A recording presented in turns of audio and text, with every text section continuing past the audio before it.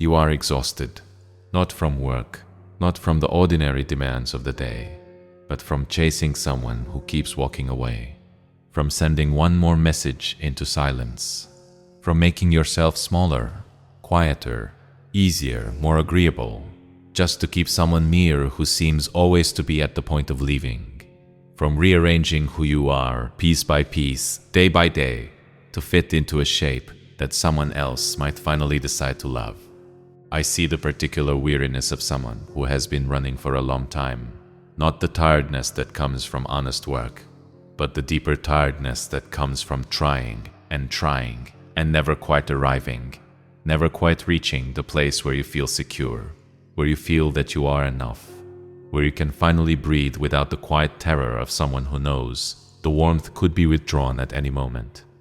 And before I say anything else, I want to say this. You can stop now. You are allowed to stop.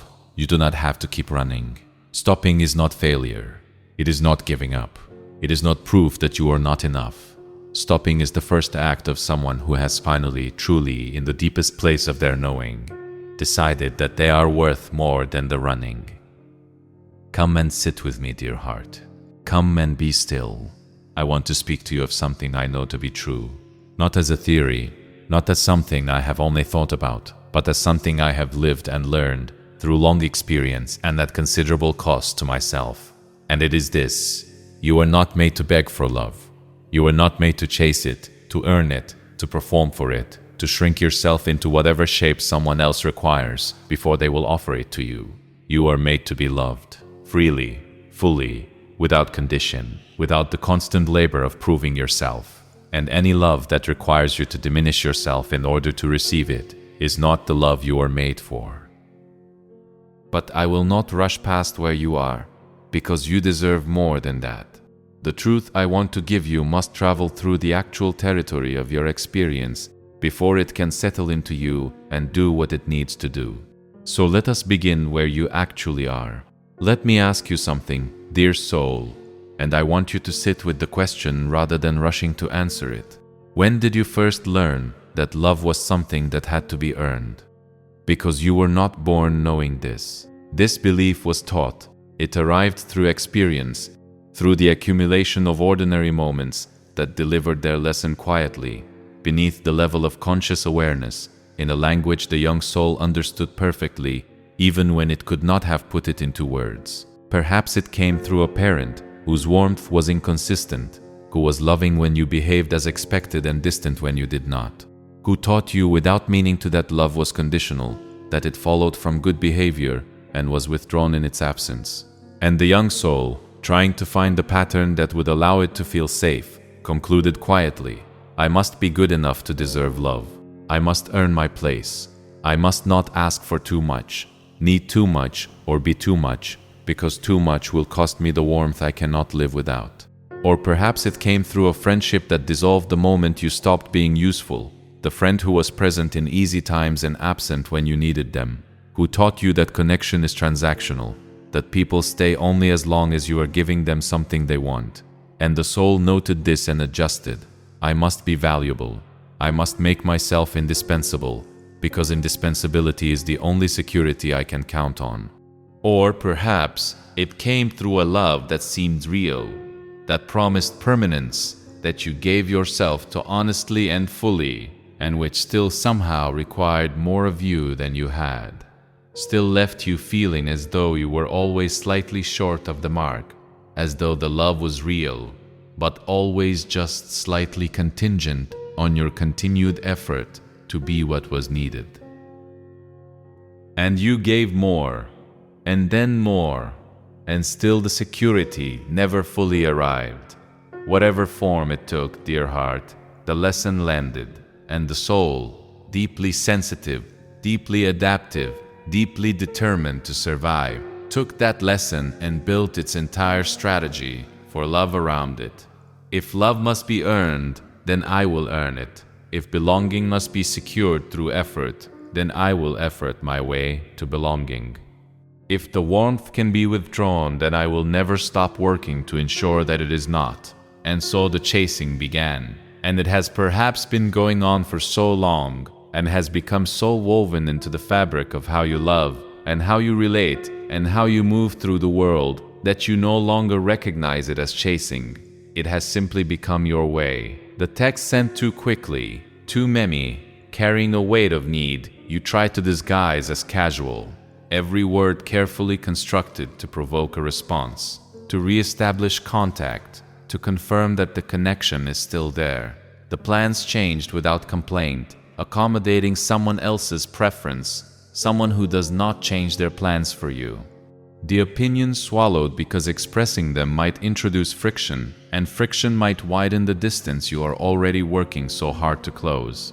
The needs apologized for before they are even fully expressed, offered with so many qualifications that they barely register as needs at all, because you have learned that having needs is a liability, that asking is a risk, that the safest version of yourself is the one who requires the least. All of it, dear soul. Every adjustment, every accommodation, every small erasure of yourself in service of the same deep and desperate underlying hope. Please stay. Please choose me. Please confirm one more time that I am worth keeping. Now let me speak plainly about what this chasing costs you, because I do not believe you have fully named it yet, not the deepest part of it. The cost is not only the exhaustion, though the exhaustion is real. The cost is not only the time and energy poured into a connection that drains more than it fills.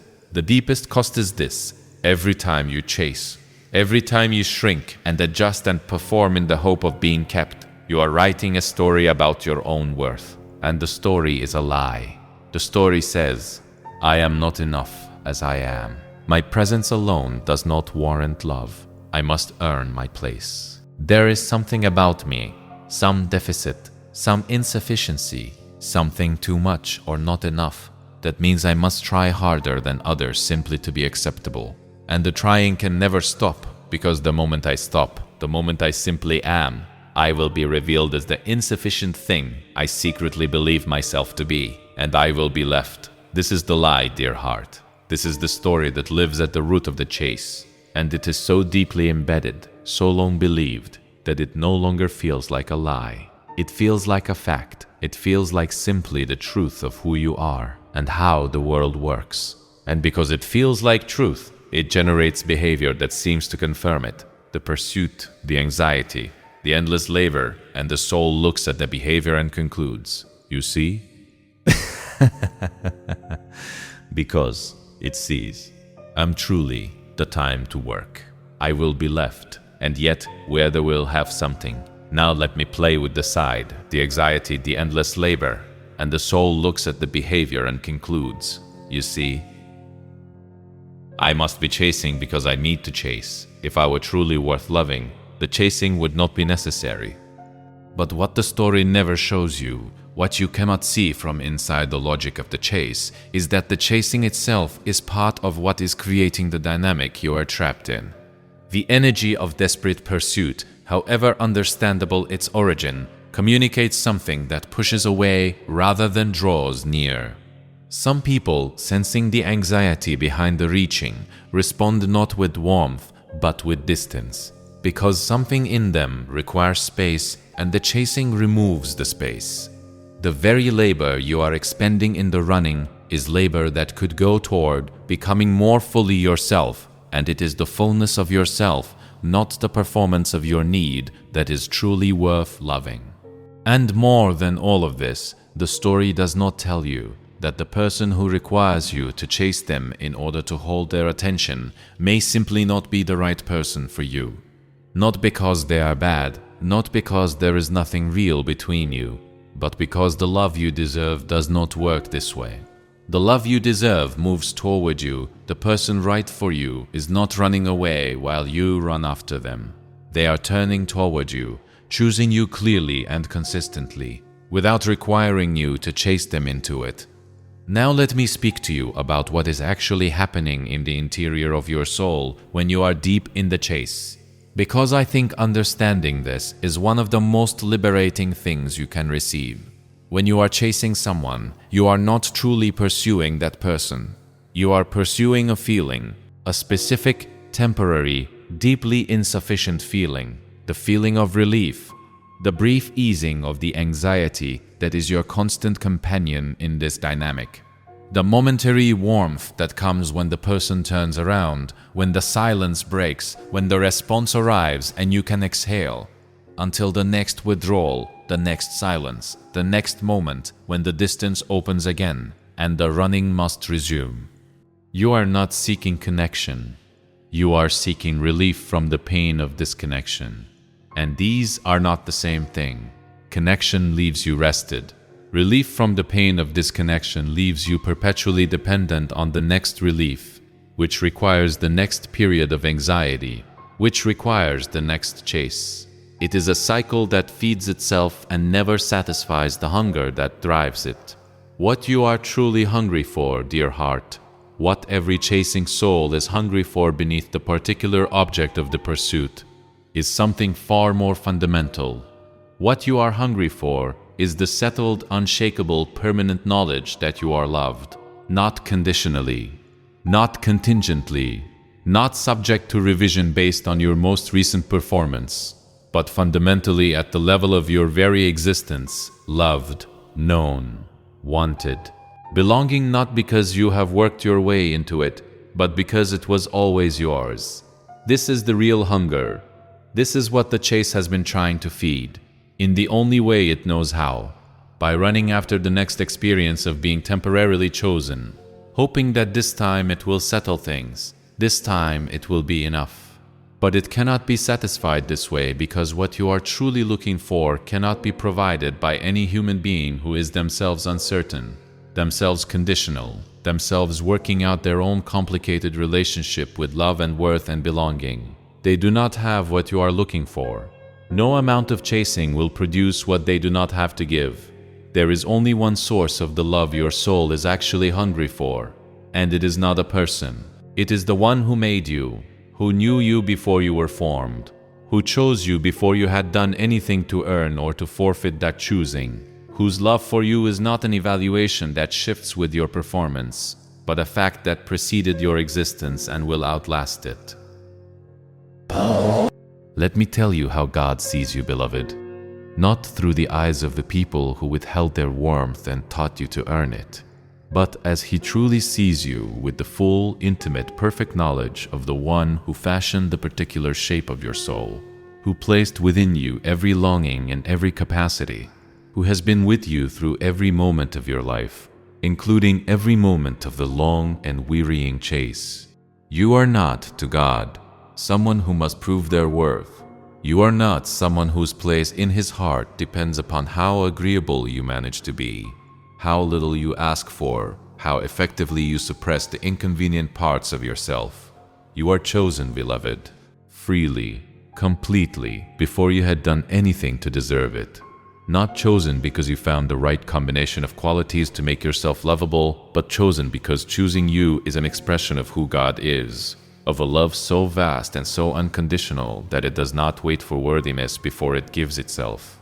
Before you sent a single anxious message, before you changed yourself for anyone, before you learned that love was something to be pursued, before all of that, before you drew your first breath, you were already seen, already known, already loved with a love that no human withdrawal, no silence, no turning away can revoke. Because it does not originate in any human being. It originates in the one who is love itself, whose love for you is as permanent as His own existence. This is the foundation, dear soul. This is the ground you have been trying to find beneath your feet through all the running and the striving. It was here the entire time. It is here now. Not something you can earn your way to, because you do not need to earn your way to it. You are already standing on it. You just have not been still enough for long enough to feel it beneath you. Now let me speak of what real love looks like, because I believe that one of the consequences of long chasing is that we lose our sense of what we are actually looking for. The experience of conditional love, of love that must be earned and re-earned, of connection that exists only as long as we are working to sustain it. This begins to feel like love itself, rather than like a distorted shadow of it. And when the distortion becomes our reference point, we can no longer clearly see the real thing when it appears. Real love, dear heart, does not require you to chase it. It moves toward you. It initiates. It seeks you out not because you have made yourself sufficiently appealing, but because it genuinely wants you. It notices when you are quiet and asks what is wrong. It makes room for your needs without being asked. It chooses you not once, but consistently, on the easy days and on the difficult ones, on the days when you are agreeable and on the days when you are uncertain and not particularly easy to be around. Real love is not made uncomfortable by your needs. It does not retreat when you reveal that you are struggling. It does not make you feel, after you have been honest about what you need, that you have asked for too much, revealed too much, been too much of a real human being rather than the convenient presence you are supposed to be. It receives the whole of you, not only the curated parts, not only the agreeable and the charming and the easy, but the uncertain and the needy and the grief-carrying. And it is not diminished by what it receives. It is deepened. This is what you deserve, beloved, not as an aspiration, not as an ideal that might someday be within reach, but as your simple and inalienable due. You deserve to be with someone for whom your presence is a gift to be received, not a burden to be managed. Someone who thinks about you when you are not there. Someone whose choosing of you is so clear and so consistent that you never have to wonder about it, never have to run after it, never have to earn it again. Now let me speak to you about what it means to actually stop chasing, not as an abstraction, but as a real and embodied thing you might actually do, with all its fears and challenges and possibilities. I know the fear that lives in the space of that decision. Beloved, I know what it feels like from the inside to contemplate stopping. It feels like loss. It feels like choosing to lose rather than continuing to try. The mind says, but if I stop, they will go. The connection will end. The warmth, however inconsistent, however insufficient, will disappear entirely. And the heart, which has built whatever fragile sense of security it has around this particular person's occasional closeness, contracts in genuine fear at the prospect. I want to speak to that fear directly because it deserves to be addressed rather than dismissed. Yes, if you stop chasing, the person may go, the connection may end, or settle into a silence that reveals what was always beneath your effort to sustain it, the true nature of what was on offer. This is a real possibility, and I will not minimize it. And if it happens, it will hurt. The ending of even a painful and insufficient love is still an ending, and endings carry their own grief, and that grief deserves its proper time. But here is what I want you to hold alongside that fear.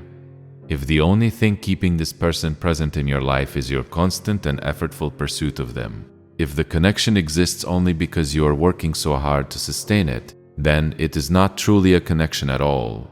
It is a performance. It is you, largely alone, creating the appearance of a mutual relationship through the force of your continued effort. And the comfort you feel when they respond, the relief that comes when the distance temporarily closes, that is not the comfort of being loved. It is the relief of having successfully sustained the performance for another day. This is not what you are looking for, and stopping the chase, even if it results in the loss of the performance, is not losing what you hoped to have. It is simply allowing the truth of what was always there to become visible, and the truth, however painful, is always a better foundation to build on than a comfortable illusion. There is something else, beloved, that I want you to hold carefully. The space that opens when you stop chasing is not empty, though it will feel that way at first. The silence that follows the stopping feels enormous. The absence of the striving feels disorienting, even frightening. The stillness where all that anxious energy used to live, the checking and the analyzing and the planning and the crafting of the next approach, that stillness can feel, initially, like a kind of grief. Like the loss of a purpose that was consuming you but at least gave you something to do with your pain. But the stillness is not emptiness. It is room. Room that has been occupied so long by the labor of the chase that it has forgotten it was ever anything else. Room that once the chase has cleared it, begins slowly and quietly to fill with something the chasing never allowed space for. You, dear heart, your actual self, the person you were before you learned that love had to be earned, the desires and the preferences and the opinions and the way of seeing the world that you set aside because they did not fit the shape that was being required of you. The voice that grew smaller and smaller as the chase grew louder. The needs apologized away so many times that you began to lose track of what they actually were.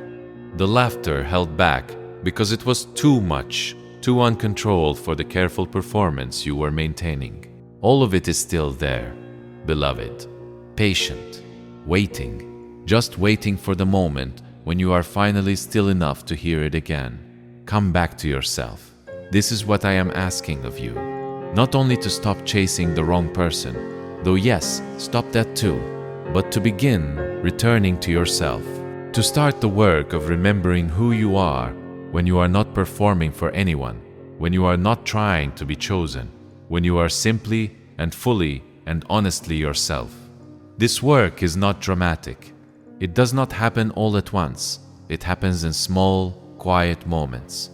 In the morning, when you notice what you actually want before you begin adjusting your wants to someone else's. In conversations, when you allow yourself to say what you actually think rather than what will be most agreeable. In the small choices of ordinary life, when you choose what is genuinely good for you rather than what will make you most useful, most needed, most difficult to walk away from. These small returns to yourself accumulate, dear soul. They compound. Each small act of being genuinely yourself rather than the performed self of the chase is an act of trust. Trust that the real you is worth knowing, worth loving, worth the risk of being fully seen, and over time, this trust becomes a kind of settledness, a quiet confidence, a groundedness that is entirely different from the anxious vigilance of the chasing self. And this settledness, this sense of someone who is genuinely present in their own life rather than in frantic orbit around someone else's approval, this is what attracts the love you are looking for. Not the performance of desirability, not the labor of making yourself indispensable, but the simple, quiet, deeply real quality of someone who knows themselves, who inhabits themselves, who is at home in their own soul. This cannot be manufactured through the chase. It can only emerge through the stopping. Let me speak to you now about something that is at the very root of why this is so difficult, and that is the question of aloneness.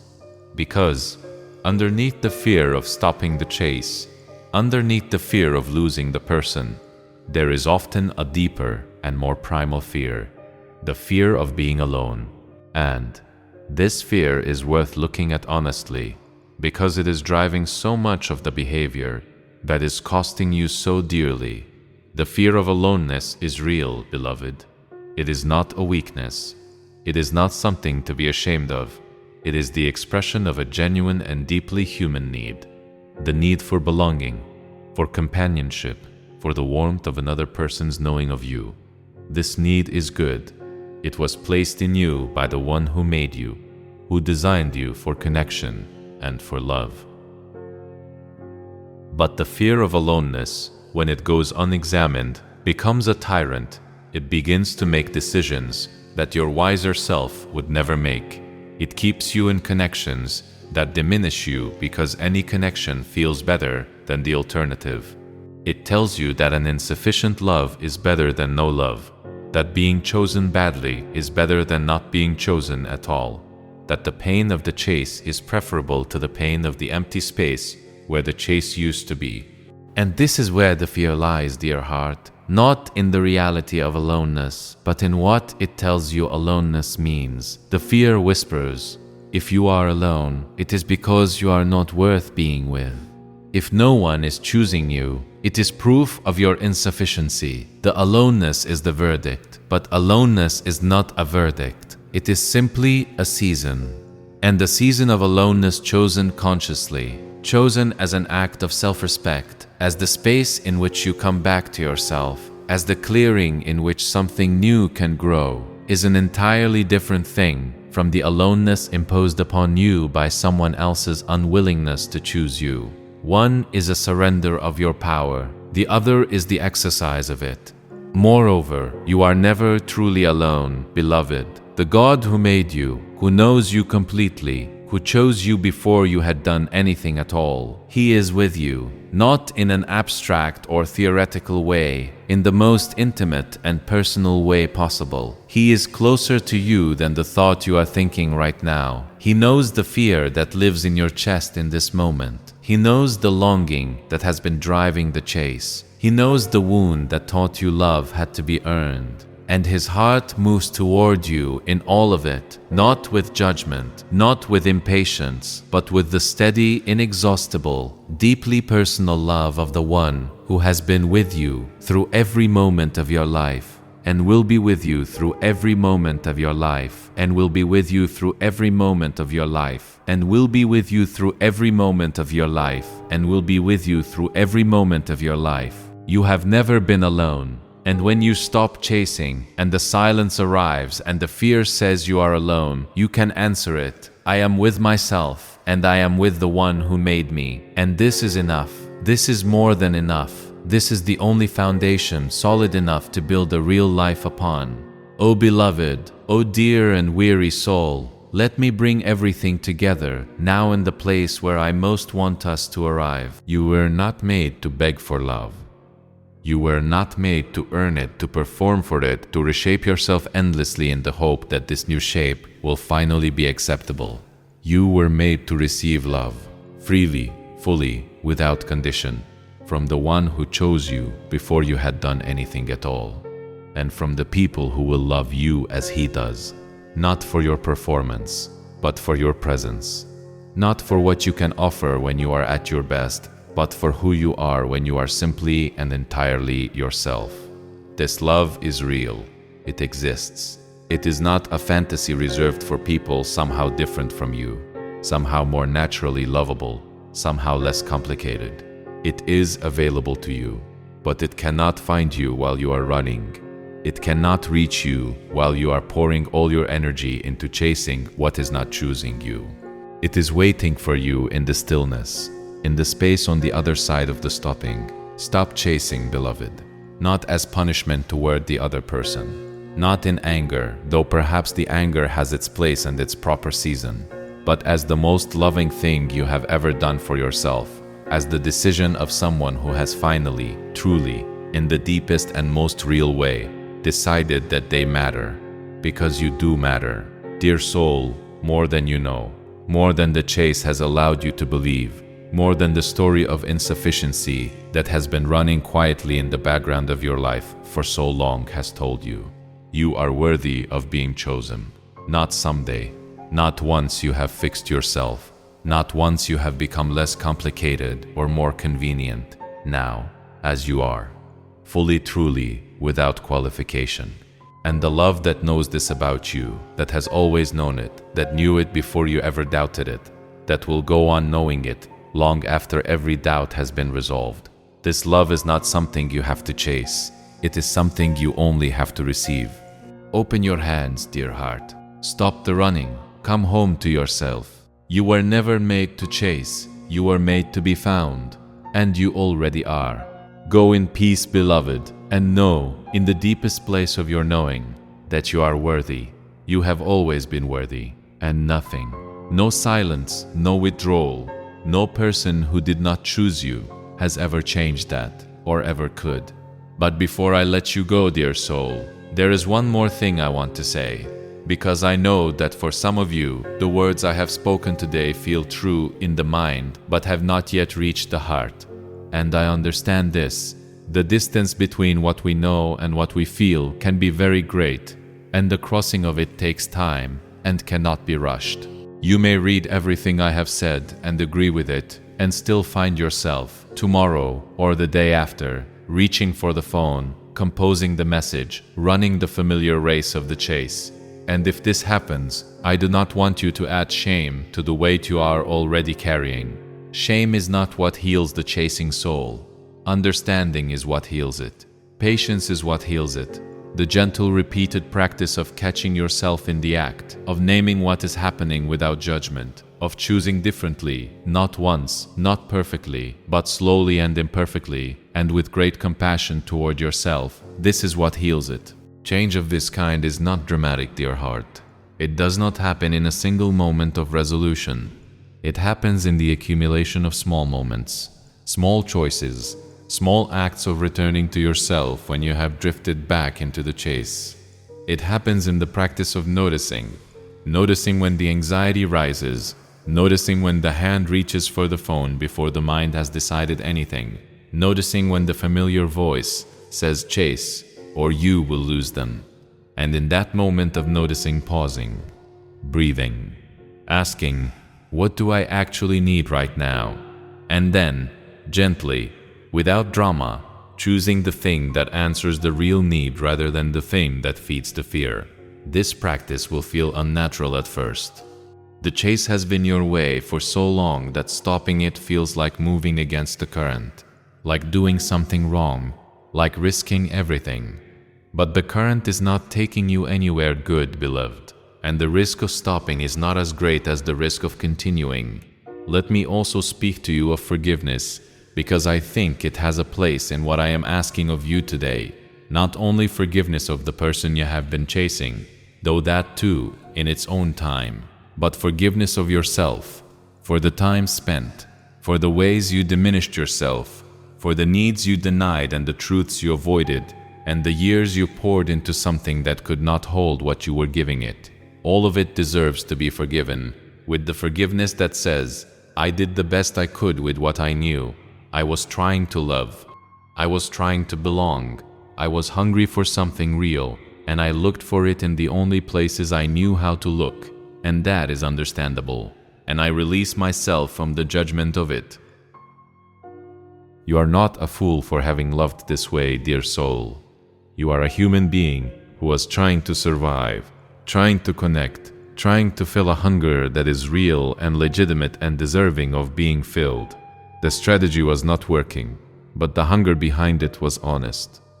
And it is time now to find a better way to feed it. One more thing, beloved. I want to speak to those of you who have stopped chasing before, who have made this decision before, with genuine intention, and who found themselves weeks or months later back in the familiar pattern, back in the chase, back in the anxiety, back in the labor of trying to hold on to someone who was not choosing you. If this is your story, I want you to know, the fact that you slipped back does not mean the effort was wasted. It does not mean you are beyond changing. It means you are human. It means the pattern is deep and the rewiring takes time, and the fear is powerful, and sometimes it wins around even when you are trying hard. But you are still here, dear heart. You came back. Something in you keeps reaching toward the truth, keeps returning to the knowing that you deserve better, keeps refusing to fully believe the lie of your insufficiency, even when the behavior seems to confirm it. That something is worth trusting. Honor it, return to it, let it be stronger each time you come back. The healing is real, and every time you choose yourself, even imperfectly, even briefly, even in a single moment where you set the phone down and breathe and do not send the message, you are building something. Something that will, over time, become the new ground beneath your feet. Oh beloved, oh dear and searching soul, you have been so brave, not in the obvious ways, but in the quiet, relentless, deeply costly way of someone who keeps going, who keeps trying to love well, who has not given up on the possibility of being truly seen and truly chosen, even when the evidence has been discouraging. This bravery is not wasted. The love you deserve, patient, consistent, freely given, requiring nothing from you except the willingness to receive it. This love is not a reward waiting at the end of a long road of self-improvement. It is available to you now, in the form of the God who has been choosing you all along, and in the form of the human love that will find you when you are standing still enough to be found. Stand still, dear heart. Let yourself be found. You were never made to chase. You are made to be loved, and you are, right now, exactly as you are. Go in peace.